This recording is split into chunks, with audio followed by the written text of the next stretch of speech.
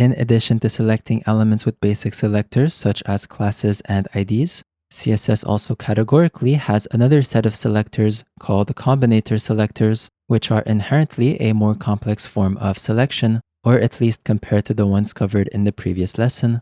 These combinator selectors include the adjacent sibling combinator, the general sibling combinator, the child combinator, and the descendant combinator, all of which are going to be covered in this lesson.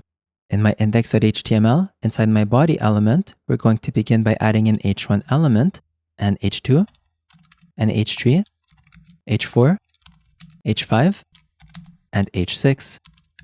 I'll press and hold the Alt key on my keyboard, and with my mouse, I'll click to add a selection inside each one of my heading elements, and I'll have all of them display Hello World. I'll also give all of them a class attribute, the h1 element with the class of h1, the h2 element with the class of h2, and I'll just fast forward for the rest. Now that we have some elements to work with, I'll head over to my CSS file. Now, we're familiar with selecting elements directly by their class name, for example, but combinator selectors work a bit differently. The purpose of a combinator selector is to combine two individual selectors and leverage their relationship to select the second selector. This is going to make more sense if I show you an example. And we're going to begin with the adjacent sibling combinator. The adjacent sibling combinator is actually the plus symbol, which I'll add immediately. And what this combinator selector wants to do is select an element only if it is positioned immediately after another. So for example, let's say I wanted to select the h2 element only if it was defined after the h1 element. To compose this rule against our adjacent sibling combinator, we select the h1 element on the left-hand side, and then we select the h2 element on the right-hand side. This selection is saying, select the right-hand side element only if it is defined immediately after the left-hand side element. Or in other words, select the h2 element only if it is defined immediately after the h1 element. Inside curly braces, I'll add a color of red. And when I save, we see our second heading is now red. If we look at our index.html, we see our h2 element is in fact defined immediately after the h1, which is why our rule set is working. But if I go back to my CSS file and change the right-hand side selector from h2 to h3 and save, we see our color of red is just not being applied at all because the condition of our adjacent sibling combinator isn't true. The element being selected on the right-hand side of this adjacent sibling combinator needs to be adjacent to the element selected on the left-hand side. If not, this entire rule set is ignored. Now our next combinator selector is the general sibling combinator. Unlike the previous selector, the general sibling combinator can select any sibling element without them needing to be adjacently positioned. For example, we're currently attempting to select our h3 element, but since it isn't defined immediately after the h1, our entire rule set isn't being applied. If I replace the adjacent sibling combinator with the general sibling combinator, the general sibling combinator being the tilde symbol, and save, we see the condition of our general sibling combinator is being met, our rule set is being applied, and our h3 element is therefore red. I can now select any sibling element I want. If I select the h4 element and save, we see our h4 is now red. And if I select the h5 element and save, we see our h5 is now red. Now, although the element we select on the right-hand side of our general sibling combinator no longer needs to be adjacently positioned to the element selected on the left-hand side, our right-hand side element still needs to be a sibling to the left-hand side element. And what that means is if I go to my index.html and wrap a div around my h4, h5, and h6 elements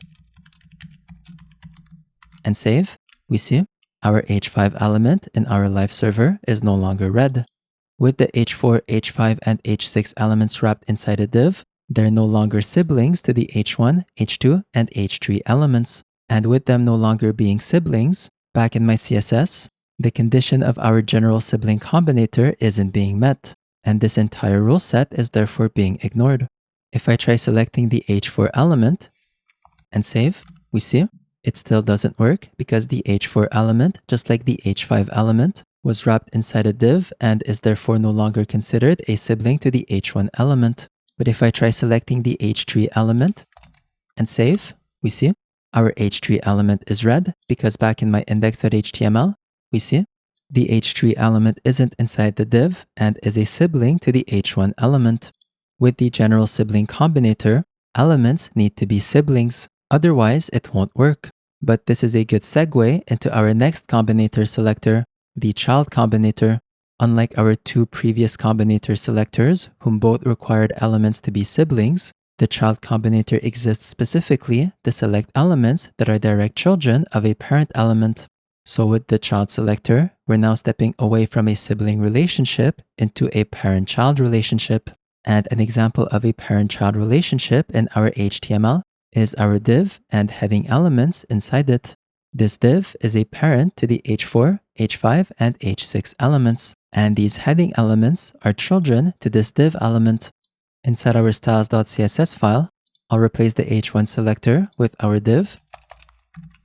I'll replace the tilde symbol for the greater than symbol because a greater than symbol is how we invoke the child combinator selector. And I'll replace the h3 selector for the h4 selector. Now with the child combinator, we're saying look inside div elements and find elements with the h4 class name. When I save, we see our h4 element is now red. If I try selecting the h3 element instead and save, we see it doesn't work because our h3 element isn't inside our div, so I'll undo my changes. The child selector only selects direct children, but this is very important. They need to be a direct children of the parent. They cannot be nested further down somewhere else. They cannot be grandchildren. So for example, in my index.html, inside my div, I'll add an unordered list with a list element.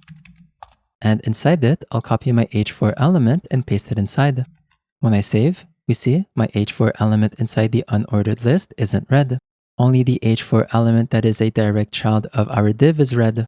And this is because the child selector only selects elements that are direct children. It doesn't select grandchildren. Now this leads us to our last combinator selector, the Descendant Combinator selector. And this selector is just like the previous one, but it does allow us to select elements that are deeply nested as grandchildren. In my CSS, I'll remove the greater than symbol and just leave a space. This empty space between both selectors is actually a combinator selector, the Descendant Combinator selector. And when I save, we see both h4 headings are being given the color of red regardless of how deeply nested they might be.